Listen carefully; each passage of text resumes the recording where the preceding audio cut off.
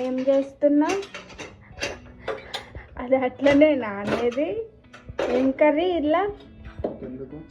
అది మొత్తం మాడగొట్టినావుగా సైడ్కి. మరి అది ముద్దపప్పు. ఏం పప్పు అంత మెత్తగా చేసినావు దాన్ని?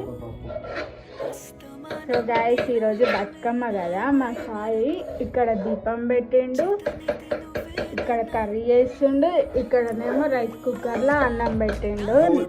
నాకేమైంది అని మీరు డౌట్ రావచ్చు, నాకు చేతనైతే లేదు. ఆ సౌండ్ చేస్తే నా వాయిస్ వినబడదు.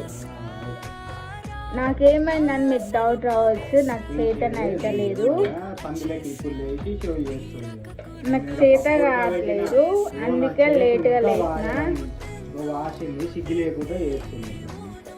నేను చేస్తా అని చెప్పిన, మళ్ళీ నువ్వే చేస్తున్నావు. దానికి నేనేం చేయాలి?